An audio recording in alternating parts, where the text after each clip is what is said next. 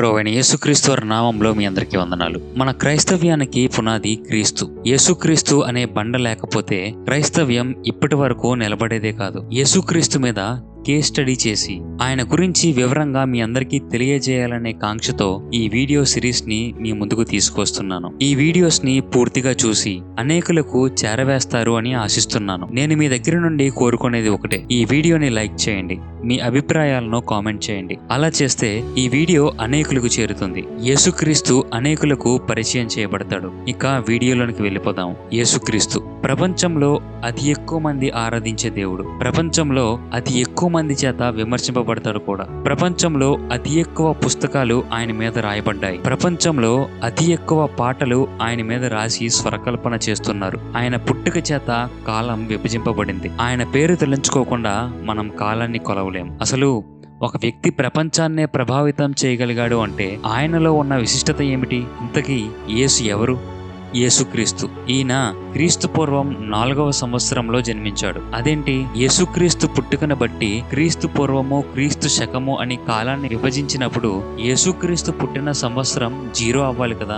ఎందుకు యేసుక్రీస్తు క్రీస్తు పూర్వం 4వ సంవత్సరంలో పుట్టారు అంటే యేసుక్రీస్తు వారి పుట్టుక కాలంలో రోమియులు ఒక క్యాలెండర్ ను అనుసరించేవారు. ఆ క్యాలెండర్ రోమ్ నగరం కనుగొన్న దగ్గర నుండి సంవత్సరాలను లెక్కించి క్యాలెండర్ ను తయారు చేసి ఆ క్యాలెండర్ ప్రకారం కాలాన్ని కొలిచేవారు. యేసుక్రీస్తు జీవించిన కాలంలో కూడా ఈ రోమ్ క్యాలెండర్ నే వాడేవారు. రోమన్ క్యాలెండర్ ప్రకారం చూస్తే యేసుక్రీస్తు వారు 735వ సంవత్సరంలో జన్మించారు. ఒకవేళ అదే క్యాలెండర్ ఇప్పటికీ వాడుతూ ఉన్నట్లయితే ఈ రోజుకి 2754 సంవత్సరాలు గడిచి ఉండేవి. కొన్ని సంవత్సరాల తర్వాత చరిత్రకారులు ఏం చేశారు అంటే యేసుక్రీస్తు పుట్టుకను సెంటర్ పాయింట్ గా తీసుకుని యేసుక్రీస్తు పుట్టిన దగ్గర నుండి కాలాన్ని లెక్కించి క్రీస్తు శకం క్రీస్తు పూర్వం అని సంవత్సరాలు లెక్కించి క్యాలెండర్ ను రూపొందించడమే కాకుండా ఆ క్యాలెండర్ ను అందరికీ అందుబాటులోకి తీసుకువచ్చేశారు. ఆ క్యాలెండర్ ను అందరూ వాడేవారు. అలా కొన్ని సంవత్సరాలు గడిచిన తర్వాత చరిత్రకారులకు మరింత సమాచారం వచ్చిన తర్వాత వారు ఒక తప్పు చేశాము అని గ్రహించారు. ఆ తప్పు ఏమిటంటే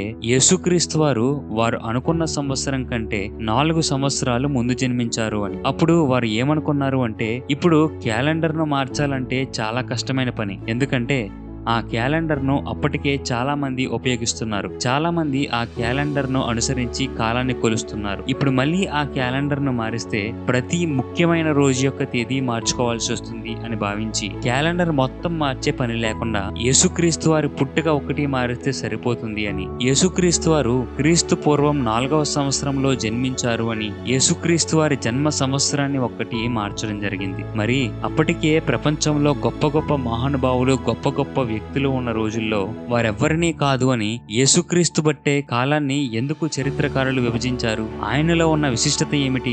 యేసుక్రీస్తు విశిష్టత ఏమిటో ఈ వీడియో సిరీస్ అయ్యేసరికి మీకు అర్థమైపోతుంది. రానున్న వీడియోస్ లో యేసుక్రీస్తు గురించి మరిన్ని విషయాలు మనం మాట్లాడుకోబోతున్నాం కాబట్టి ఆయన గురించిన చాలా విషయాలు మీకు తెలియజేస్తాను. యేసుక్రీస్తును ఆధారం చేసుకుని కాలాన్ని విభజించడం వెనుక ఉన్న ప్రధానమైన ఉద్దేశం ఏమిటి అంటే చారిత్రక ఆధారాలు. అవును, చాలా మంది యేసుక్రీస్తు చరిత్రలో లేడు, ఆయన ఒక కల్పితమైన వ్యక్తి అని మాట్లాడుతూ ఉంటారు. నిజానికి వాస్తవం ఏమిటంటే యేసుక్రీస్తుకు చరిత్రలో ఉన్నన్ని ఆధారాలు చాలా బలమైనవి. అప్పటి కాలంలో చాలా మంది పేరుగాంచిన వారు ఉన్నా వారెవ్వరికి యేసుక్రీస్తుకు ఉన్నంత చారిత్రాత్మకత లేదు. అందుకే కాదు, వారెవ్వరూ కూడా యేసుక్రీస్తులాగా ఈ ప్రపంచాన్ని ప్రభావితం చేయలేదు. అందుకోసమే యేసుక్రీస్తును ఒక సెంటర్ పాయింట్ గా తీసుకోవడం జరిగింది. కాబట్టి యేసుక్రీస్తు చరిత్రలో ఉన్నాడు అనేది కాదనలేని వాస్తవం. ఇప్పటికీ ఆయనకు సంబంధించిన ఆధారాలు ఇజ్రాయేలు దేశంలో భద్రపరచబడి ఉన్నాయి. ఈ యేసుక్రీస్తు వారి గురించి తెలుసుకోవాలి అంటే మనకు మొట్టమొదటిగా గుర్తొచ్చే పుస్తకం ఏమిటంటే బైబిల్. అవును, బైబిల్లో యేసుక్రీస్తు వారి గురించి ఆయన జీవితం గురించి 4 వ్యక్తులు 4 సువార్తలలో రాయడం జరిగింది. ఆ 4 వ్యక్తులు కూడా యేసుక్రీస్తు వారి గురించి రాసేటప్పుడు ప్రక్క పక్కన కూర్చుని రాయలేదు. ఒక్కొక్కరు వివిధ కాలాల్లో యేసుక్రీస్తు వారి గురించి రాయడం జరిగింది. కాబట్టి యేసుక్రీస్తు వారి గురించి తెలుసుకోవాలి అంటే మొదటగా మనం బైబిల్ చదవాలి. కొంతమంది అంటారు కదా, బైబిల్ క్రైస్తవుల పుస్తకం కాబట్టి అందులో యేసుక్రీస్తు వారి గురించి అనుకూలంగానే రాసుకుంటారు. బైబిల్ కాకుండా బయటి వ్యక్తులు రాసిన పుస్తకం పుస్తకాలు లేవా? ఉంటే వాటిలో నుండి యేసుక్రీస్తు గురించి తెలుసుకుంటాము అని మాట్లాడుతూ ఉంటారు. మొదటిగా బైబిల్లో యేసుక్రీస్తు వారి గురించి ఏం రాయబడి ఉందో తెలుసుకుని ఆ తరువాత బయటి పుస్తకాల్లో కూడా యేసుక్రీస్తు వారి గురించి ఏం రాశారో కూడా చూద్దాం. అంతేకాదు బయట యేసుక్రీస్తు వారి గురించి రాసిన పుస్తకాలకు బైబిల్ కు చారిత్రక నిబద్ధత ఎంత ఉందో కూడా మనం పరిశీలిద్దాం. కాబట్టి యేసుక్రీస్తు వారి గురించి వివరంగా బైబిల్ నుండి మొదటిగా తెలుసుకుందాం. యేసుక్రీస్తు వారి జీవితాన్ని 7 భాగాలుగా విభజించి ఒక్కొక్క వీడియోలో ఒక్కొక్క భాగం గురించి తెలుసుకుందాం. ఆ 7 భాగాలు ఏమిటో ఈ వీడియోలో చెప్పి నేను ముగిస్తాను. 1. యేసుక్రీస్తు యొక్క బాల్యం 0 నుండి 12 సంవత్సరాలు. 2. ఆయన పబ్లిక్ మినిస్ట్రీ. 3. మొదటి పస్కా నుండి 2వ పస్కా పండుగ వరకు. 4. 2వ పస్కా పండుగ నుండి 3వ పస్కా పండుగ వరకు. 5. 5వ పస్కా పండుగ దగ్గర నుండి చివరి వారం వరకు. 6. చివరి పస్కా పండుగ దగ్గర నుండి సిలువ వేసే వరకు.